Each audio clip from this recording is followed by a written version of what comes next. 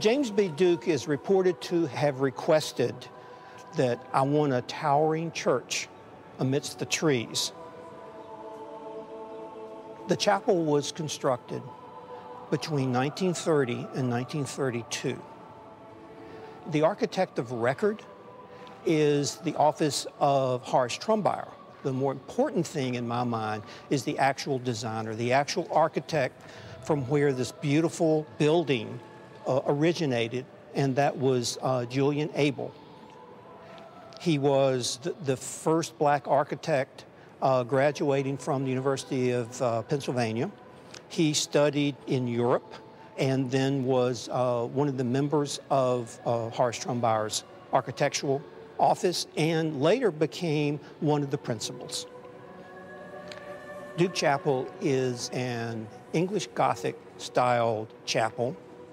We have 77 stained glass windows. The ceiling is 73 feet tall, and your head just goes up. And many people just go, oh, wow.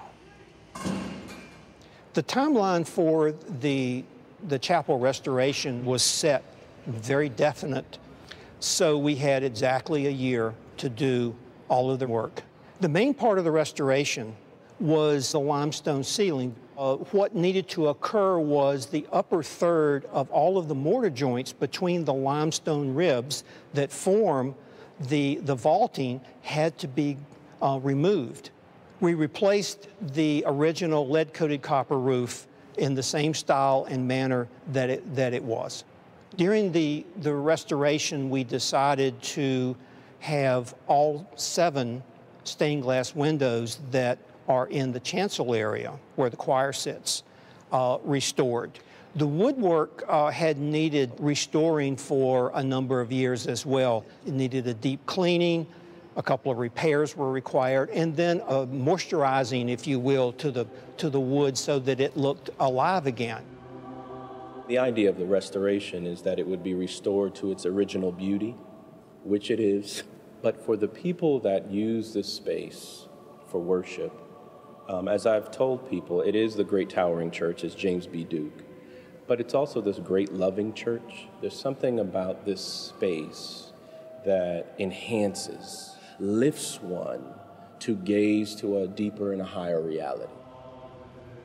And then because of the rich history of sacred music and preaching in the last 80 years or so, what we find is that it is not just its influence on the community, but its influence on the nation and even the world. As an example, for instance, there are 4 organs in this building. And in the organ world, this is one of the places for church organists.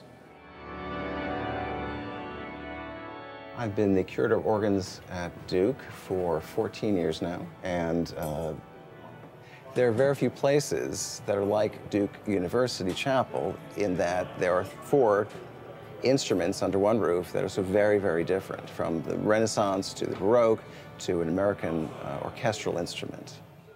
My role as curator means for the whole instrument, so I need to be mindful of not just the pipes and the tuning, but also the case and the action, all manner of things.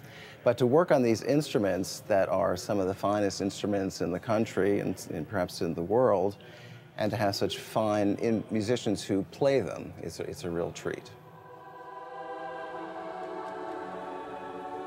It causes you to enter into another space and time to connect with God. And I think without this building, it's not to say we can't do that, but this building calls us towards that. It calls us to a life of prayer and contemplation. It is a dream of a lifetime to work on a project like this. It's an honor to be able to keep the vision of this wonderful building alive and well in its original state, but just updated enough for it to be healthy for another 70 or 80 years. It's open to the public. You can look at images, you can look at videos and such of the chapel, but you cannot get the full impact of such a beautiful, amazing structure that this is until you come and view it yourself.